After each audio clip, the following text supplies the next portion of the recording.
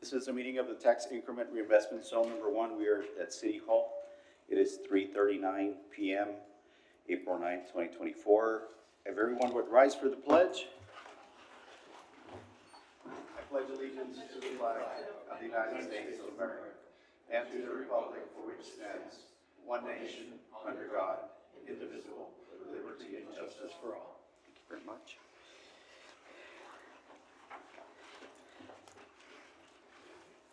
Item 3 on the agenda is roll call. Ms. Ayala, would you help us with that, or Ms. Martinez, whoever is Mr. Justin Hutton, here? Mr. Joseph Neff, Here. Ms. Vanessa Guerra, here. Mr. Wilfredo Martinez, Here. Mr. Jose Ceballos, Here. and Mr. Juan Caballero. Here. Ms. Rosario Cabello is not present today. All right, thank you very much. We do have a quorum to proceed. I appreciate everybody making time for this meeting. Those that are on the board, our city staff and members of the public and partners. Minutes, approval of minutes for March 12th, 2024. Those are in your packet. I'll entertain a motion whenever you're ready to act on those minutes. Make a motion to approve. I second the motion. It's been moved and seconded. Any discussion? There being none, all those in favor say aye. Aye. Any against? None motion passes. Item 5 is citizens' comments. Citizens are required to fill out a witness card no later than 3:45 p.m. Those can be found here on location. Comments are limited to 3 minutes per speaker. No more than 3 persons will be allowed to speak on any side of an issue. Speakers may not pass their minutes to any other speaker. Comments should be relevant to city business and delivered in a professional manner. No derogatory remarks will be permitted. I do have one person signed up, Mr. Haynes, Laredo Main Street, who wants to make a public comment. Would you come up? Thank you, sir. Good afternoon, TERS board members and city staff. My name is Roque Haynes. I'm board chair of Laredo Main Street. I'd simply here to suggest that the TERS board, with regards to planned downtown projects, utilize the Business Improvement District along with Laredo Main Street to provide maintenance for the finished TERS projects. This would be in line with successful models that other cities have followed. Laredo Main Street brings a wealth of knowledge regarding downtown issues.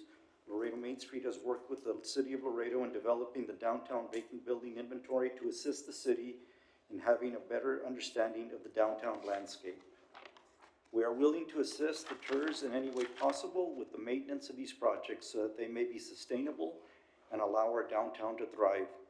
We respectfully request a separate meeting to see how we can make this a win-win situation for both of our entities. Thank you. Thank you very much for those comments. Appreciate that. All right. At this point, I want to make mention of our first, our new member that has joined us, Mr. Caballero. But at the same time, also, before we get to introducing him, I want to make sure we thank Ms. Alexander, who's in the audience today, for her service. And next month, Ms. Alexander, if you could join us again, we'd like to properly recognize you for your long-term service on this board. So we want to, at least on behalf of the board and anybody else who's welcome to make comments, I want to thank you for your extended service and appreciate your input along the way in helping us craft the plan forward for downtown. Thank you very much.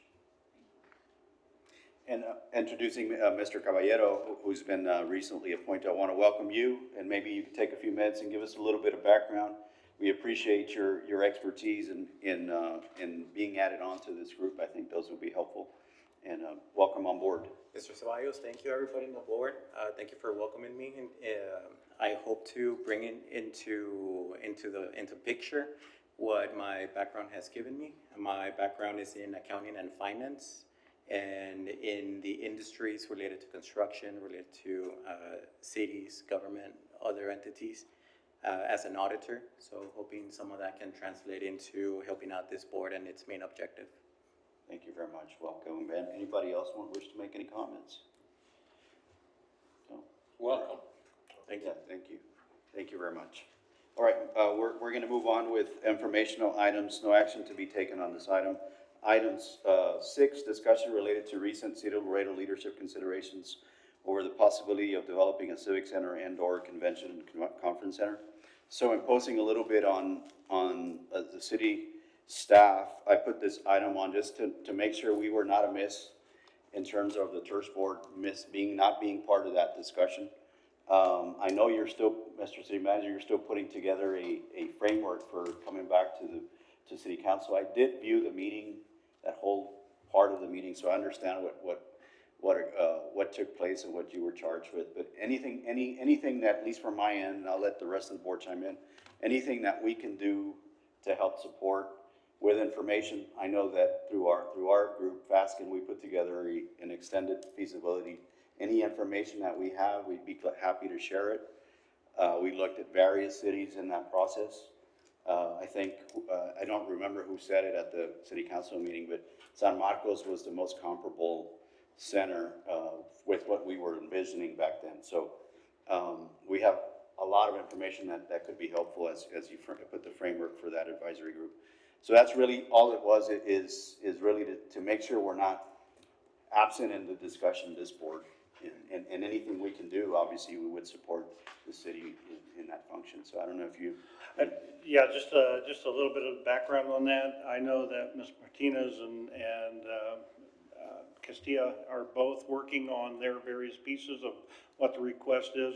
The council has essentially asked us to put together some properties that could potentially serve for a convention center into the future.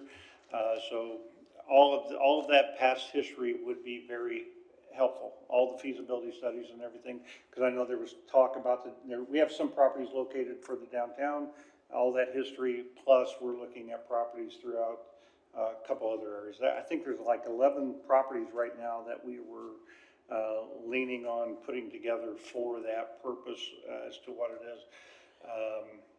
I think that recognizing the history that we've had looking at trying to have one built has been the key to all of this. And everybody sees the value of actually having it. I think just everybody seems to have a different opinion as to where to go. Yeah. And so that'll be the conversation. So I would hope that this board would not be absent in those conversations, just like some of our other groups as we're looking forward, because we'll be putting that information together and providing at least those different sides. Some of the properties will have to be renovated and rebuilt.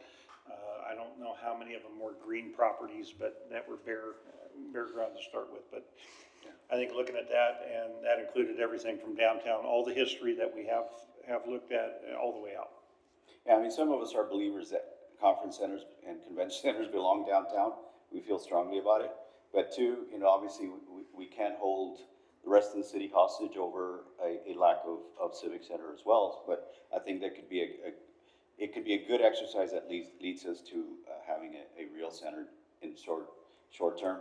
I will say, from having been part of how that finance structure was the last time we attempted this, and it was said at city council, somebody said it from the council members, is the financing mechanics need to be really studied so that if we don't have to go to a voter situation, we try to avoid that, because that puts volatility in the mix. Yeah, and my understanding is that in that conversation that the intent was to utilize money from the outside to construct and to actually operate it.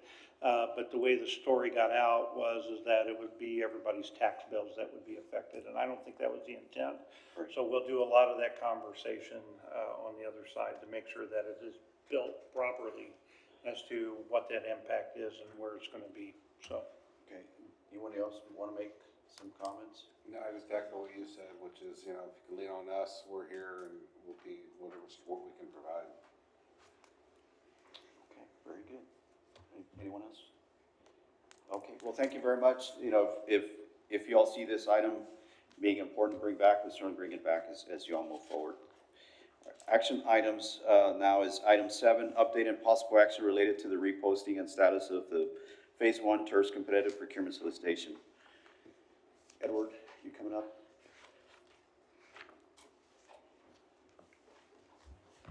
Yes, good afternoon, members of the board. Edward Ochoa with KCI. So an update on what we've been doing, I guess, from the last meeting. So we've gone back and kind of looked at our bids. We went back, I think at the last meeting, we talked about getting some, feedback from different contractors related to the bidding. We've had some further discussions with some other contractors also, and tried to get some more feedback on how we can maybe change the bid, proposal up a little bit. We also did a meeting with, Mr. Chavez at the engineering department, and, sat with him and looked a little bit closer at the competitive seal proposal method and see how we could make some modifications to that. We've got some feedback, from him, and, we're looking at right now changing up the notice to bidders so that it reflects a little bit more of a competitive seal proposal, so that there's no confusion with the bidders on that end. And then on the bidding side of things, what we did, or what we're looking at doing, the approach that we want to take is, we want to make sure that there's a base bid that's clearly depicted in the proposal, and then have additive alternates in there also. So the approach that I'm looking at taking now is having the base bid being kind of like the base, just getting the work done, and then having the additive alternates maybe be some of the extra items that we were looking at adding in there, some of the beautification items, let's call it, or the little extra things that cost a little bit more money. Again, taking some of the feedback that we got from some of the contractors. Certain items, they said, were gonna be a little bit priced higher than maybe other items. So the way we had it originally, we kind of had it the other way around. We had the base bid be all of the wish list items, and then the additive alternates were actually, there would be deduct alternates. We kind of took that format. So I guess for all intents and purposes, we look at flipping it around.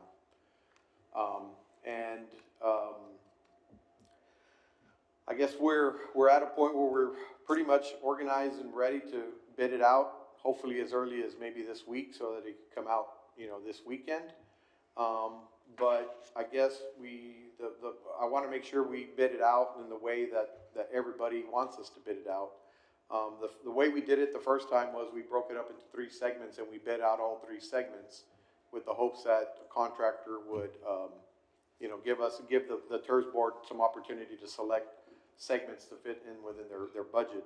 But if there's a different method that you want us to bid it out as, we need to know that so that we can modify the bid documents to reflect that.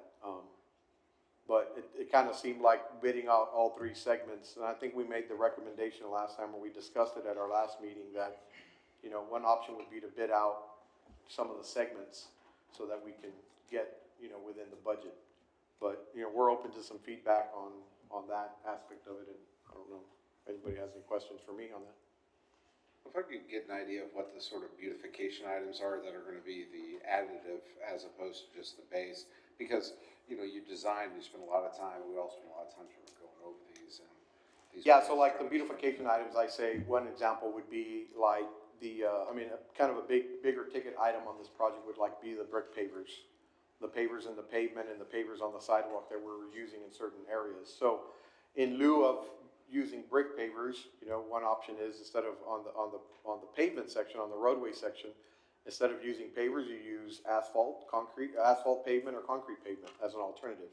So the asphalt pavement and the concrete pavement seem to be giving us lower unit cost items. So that would be one item that I would say, you could add in. Other things could be, I'm just talking out loud about potential cost savings or ways that we can maybe reduce the base bid number. There were, things that I think you can add later potentially, a bike rack or the trash cans, or things that can kind of get placed maybe on the surface that if they're out of budget, you can reduce those or have those as the additive alternate item.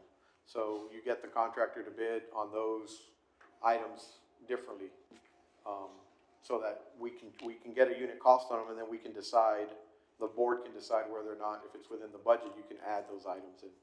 So the main thing really for me was the brick pavers was obviously a big overall cost difference. And then other items, I'm just kind of picking on the trash cans and the bike racks, but things like that can kind of get added in as additive alternates, in my opinion. Yeah, so what the board needs to be aware of is, as designed in this, initially putting it all out as designed, we're 3.5-ish million potentially, right? Yes. Probable cost. Probable cost, yes. So if we allow ourselves to push it out that way, that's where we're gonna land, and we don't have 3.5, we have 2.2 approximately. So I think this exercise is better done in the front end than in the back end when, when you've overstated the. Yeah, so again, in some of the probable costs that we've kind of been working on through the project, as we were developing the project, through the plans, phases, one of the things that was presented to us and asked of us to consider using was the cost for the Corpus Christi project. The Corpus Christi Street project was a recent project that was bid, I think, last year. And it has some similarities, sidewalk, roadways improvements, beautification, trees, things like that. And so we got a hold of the bid that was provided for that project and took those unit costs and applied them to our items, as kind of a, reference, right? Current reference of unit cost. And there are certain items in there that were quite a bit higher than I thought they would be, but I mean, I guess, in my opinion, what's driving that is just the world that we live in now after COVID. Costs of many, many things, supply chains and things like that have gone up quite a bit. So, we had been working on a unit cost that we were kind of working towards, but that was kind of a recent project that we looked at and used as a reference, and it drove the cost up quite a bit. Kind of hoping that our downtown project doesn't come in with unit costs that way, but those are certainly, that's probably a most recent comparable that we could use on a similar project. So that was kind of some of the last updates that we did that kind of drove that cost much higher than we thought. And certainly, I guess, going back from, when all of this was originally done and put together, the cost estimates were done, I think, 3 years ago, a lot of things have gone up quite a bit. So we're bidding in phases, right? You're gonna get bids for different phases, So not the entire project. So that's kind of the direction that I think we need to get a little bit from the TERS board. So the first bid that we did, what we did is we separated it into segments, and we worded the notice to bidders that we want the bidders to bid on all three segments, but the TERS board has a right to select 1, 2, or all three segments based on the budget. But we bid it out as all three segments. Some of the feedback that we had gotten from the bidders was if you bid out all three segments like that, they had issues with their bonding capacity. Exactly, so. So then the approach is, do we want to bid this out as one segment only for now? That's kind of the feedback that I need from the TERS board. How do we want to move forward with that? We're prepared to bid all three, or just one of them, or two of them, or whatever. So I think the best course, in my opinion, is to bid all three. We've got the ability to negotiate. It's a competitive seal proposal. As otherwise, we're only gonna see one, if we bid one phase, we're only gonna see one number for that phase. So remember, it's a proposal, right? So we can select out of the three phases. Correct. Yeah, I see that approach, but it seemed like some of the bidders may still have issues with how they procure it. And so I'm not quite sure how their procurement process goes when they bid on it, but one bidder did say that if he's bidding on three phases and he's got to get a bond for the three phases, even though it could be negotiated later. He's got to show that he's responsible for all three phases. That's what was told to us. So I'm not quite sure. We've asked several questions to several contractors, and we seem to get the same feedback. So I'm not sure if there's another way around that. I mean, we'd be happy to bid all three phases again. I hope we don't end up with the same result. It's kind of my concern. Individually, guys. Mr. Martinez, if we do it individually, we can blow the first phase can blow our budget. So you're still gonna have to rebid you're still gonna have, we're in the same situation. I think we're better off asking them to bid all three phases. We still can decide what we award. It's not a hard bid, it's a proposal. Correct, that's how we had intended for it to be the first time. And we mentioned that to the bidders after the fact, that we wanted to make sure they understood that. So, Ms. Martinez? I think what Casey is trying to advise is that removing some items might bring down the cost, but it's not gonna affect the bond capacity as much. So we might end up with no bids again.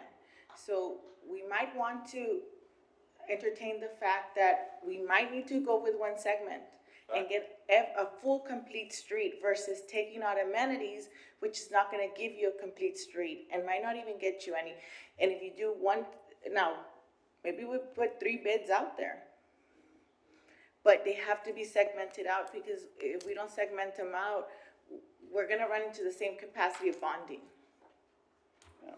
Well, my concern is that if we don't get numbers for all three segments, if you wanna call them that, Zaragoza, Iturbide, and San Agustin, deciding on the first phase is gonna be difficult. How much do you put into that first segment?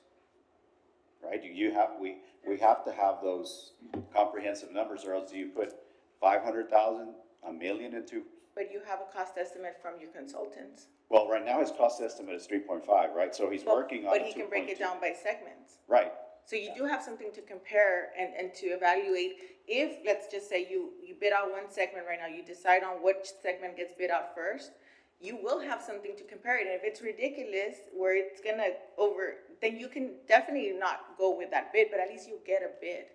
yeah. I think at this point, we're just gonna continue putting it out there and not getting a bid. Well, the idea of doing 3 solicitations for the 3 segments separately might be a good one, where you demand, 3 prices, you put that out there. I just worry that if we get Zaragoza and that is at 1.2, that's half of our budget, more than half, as an example. I'm using that street as an example. That's my concern. So I'm leaning towards requesting all 3.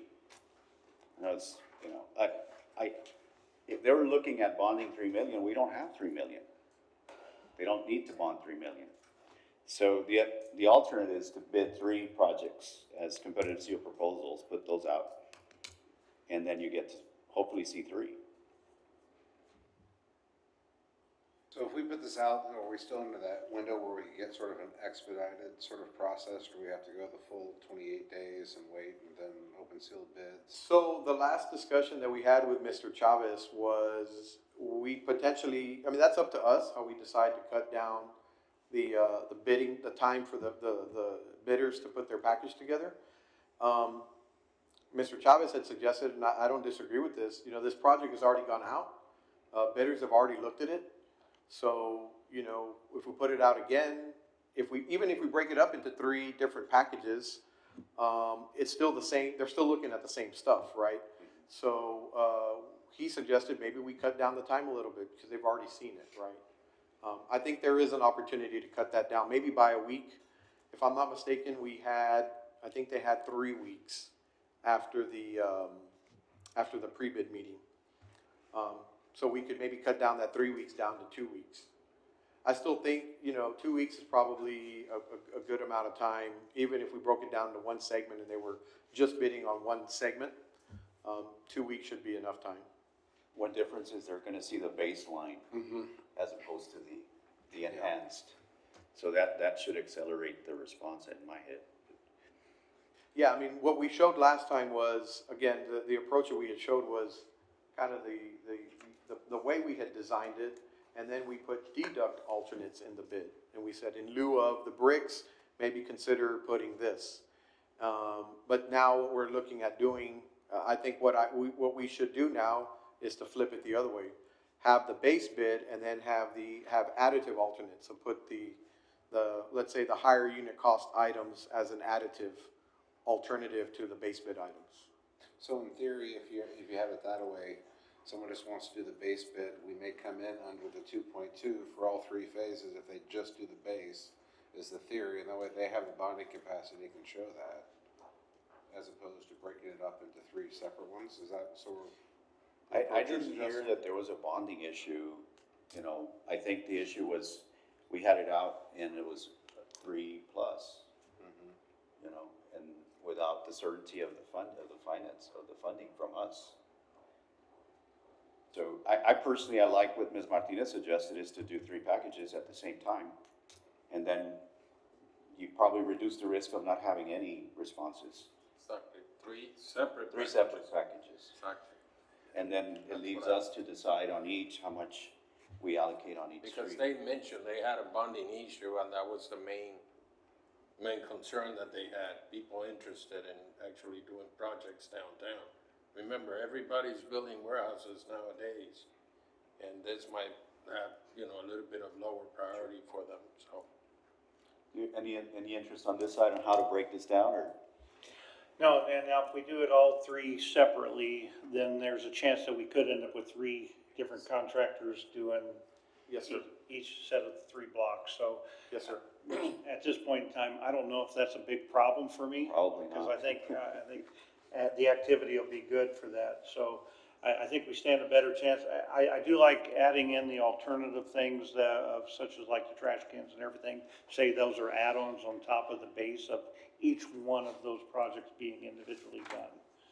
So instead of doing one project with everything kind of sequenced out, right, we'll do 3 projects, and then we'll have on the ability to adjust out some of those features and tackle them a little bit differently if we have to.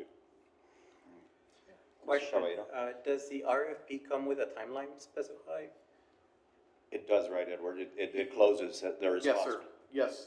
So it, if I'm not mistaken, it bids out on 2 Sundays, so you'll bid it out, or it'll be advertised, I'm sorry, on a Sunday, and then it'll advertise on a second Sunday.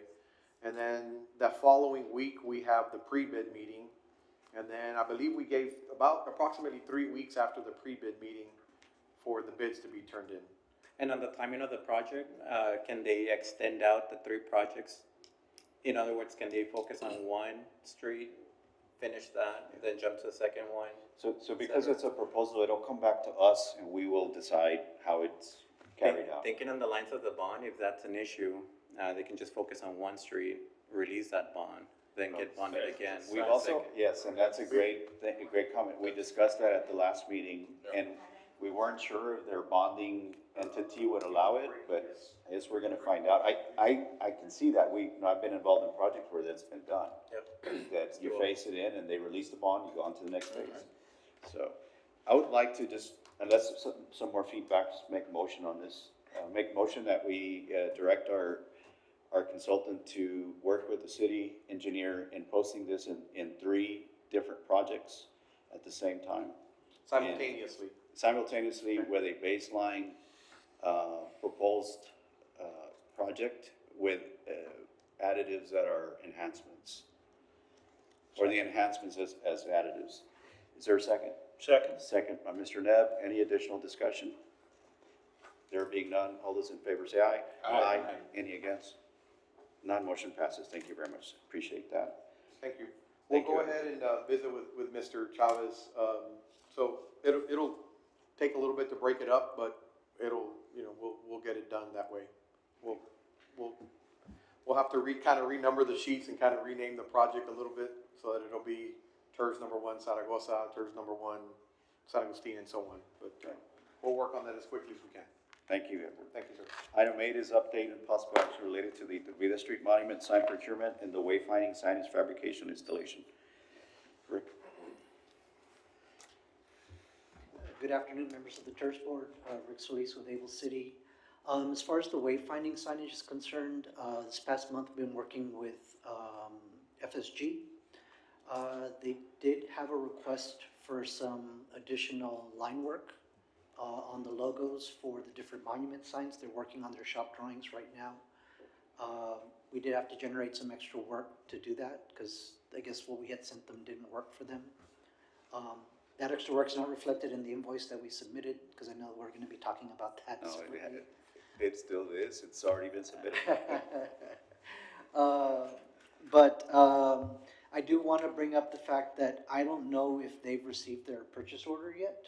So I guess we need to follow up on that. And I don't know, Tina, if we can follow up on the purchase order for FSG.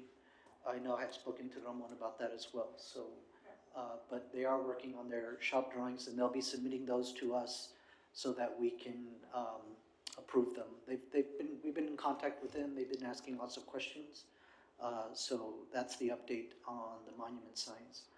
On the It Street sign, I need to get, with Ramon on where we are with that bidding process. I know we've had conversations back and forth, but I'll meet with him this week to see if we can get that out. There really wasn't anything pending on that, so.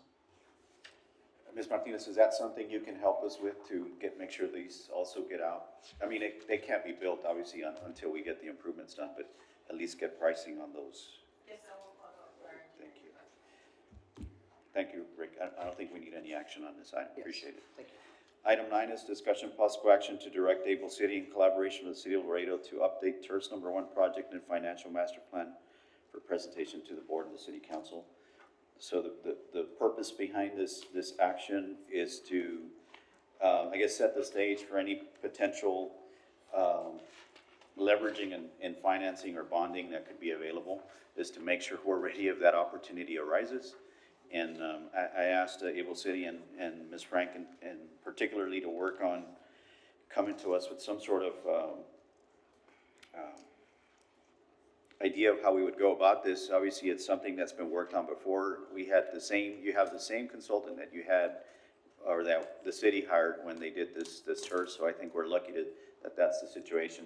And this would involve both setting overall parameters for the TERS in terms of its service, but also looking at financial structures within it, right? So from our last couple of meetings where we had the workshop, we know that we are way short on our financial projections, but. So, Viviana Frank with Able City. In discussions with Steve Spillett, who is CDS out of Houston, they did the original market analysis for the project and the projections from the tax base. And they're starting to look and see, you know, what their numbers would be. What we had done in anticipation of talking to them is review the plan, pick out where we're probably going to need the updates from. I've shared some of our notes with Mr. Ceballos. Right now we have the objective of this update to be to address and to respond to the effects of unforeseen conditions perpetrated by the pandemic shutdown, mainly the shutting down of many businesses and its impact on the tax base. To include the development of the It Street Entertainment Corridor that did not exist back then, and there's certain things that they needed to take into account, like the sales tax from the sales from liquor and those things. To include the Plaza Theater renovations, also, and the purchases of the properties that have happened around there. With phase 1 accomplished in terms of already having all the drawings, we're in the process of accomplishing that. They said in the plan, you know, they gave us a 10-year window. We're in that 10-year window. We're not doing too bad. You know, the next priorities that they had listed in the plan were the investment for market rate housing, hotel, and office space, which is an opportune time to start looking at that from the next phase of the TERS in terms of the projects that you would be doing next. In order to accomplish that, there'll have to be some additional narrative put into the plan that probably needs to go back to council for at least their review. Included in the scope of work based on that objective would be to review and rewrite the existing plan narratives that facilitates the objectives above. So some of that narrative inside that plan would have to be updated. Illustrations would have to be updated. We're looking at, to define the challenge in the next 5 to 10 years. That would be a good window. And anyways, there's some anticipated improvements. Obviously, the 4 blocks that are already engineering, they're gonna go out to bid.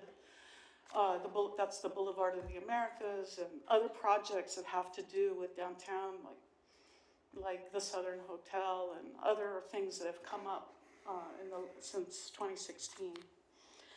So to reevaluate the assessed value tax increment projections, you have to update the market demand analysis and provide new projections, and that's where the bulk of time is going to be, and that's where we need CDS the most.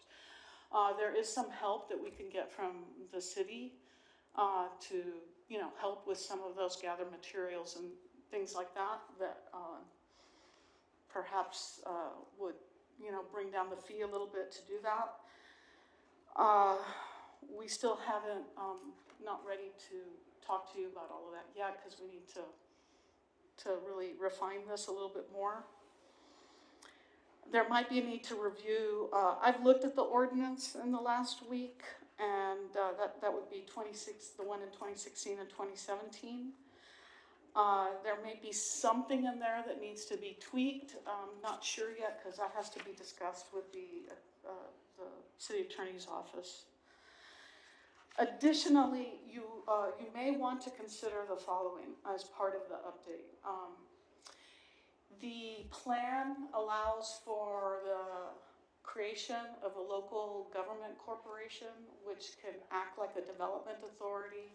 The boards can overlap with the TERS, and there's all sorts of benefits for that I think we need to discuss a little bit to see if the board is interested in doing that. But it's already part of the plan. Here's another thing that could happen, draft a Chapter 380 policy agreement that's specifically for the downtown. There are some drafts out there that we had worked on, Able City had worked on with TECLO. We can unearth them and talk about those and see if we want to go down that path. That would be with the City of Laredo Economic Development Department. So here's another consideration, that these are considerations from after reading the plan of how to make that objective of offices, hotel, and housing be able to come to fruition. So we can look at conducting a funding gap analysis for some potential public-private mixed-use redevelopment for downtown in order to understand the kinds of incentives that might be needed to create that new objective of the TERS, and which is highly needed. The other thing is that the numbers that you have today did include in the tax rolls that were studied. LC was part of those numbers. Obviously, LC is not part of the TERS yet. This might be time to consider, the tasks that we need to do to bring them on board. County as well.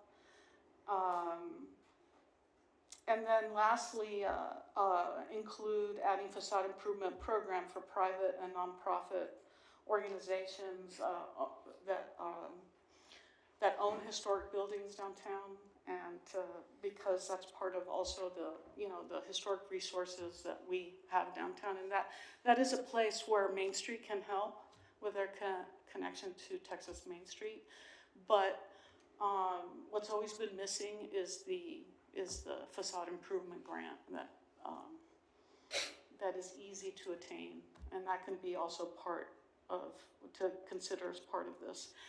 Those are things that might be necessary to catalyze the kind of improvements that the TERS plan anticipated after these street improvements came in. That's what I have. What are we looking in terms of timeline and investment for the study? Well, I'm not, having only spoken to Steve, we need to fold in, well, okay, let me put it this way. The original plan, when it was done in 2016, I think was about $120,000 in that range. That included the market study and all the things that CDS did. And then Sue Darcy and her team did a lot of the analysis of public engagement and the things that went along with that plan. I don't think while the scope of work is gonna need her, it's not gonna be for the same things, and it might be far less work. So a little bit more getting the scope, getting the grant to the granular of the scope is gonna be needed. Also, we need to talk to the city attorney's office so that we can see what they can help us with, because otherwise Sue, concerning LC and any of these other things concerning trying to get other entities to come in, certainly our city attorney's office can help putting together certain things that won't require us to go with attorneys outside of Laredo to get that done. So to get that granular, We need to not get there yet. granular because we don't have time to push this to the next month, so I would entertain a not to exceed at this point, and hopefully we can make that work. Because if we lose 30 days, we're out Another 30 days. another 30 days to bring back a plan. Well, all I can tell you is that if you all want to, do you all want to consider these other points, or just stick to the? I mean, I want to just let the board know, like, to me, I consider not 50,000, not to exceed 50,000 with a subcommittee authorized to negotiate the scope to that level. That's so that we don't lose 30 days. We don't have 30 days.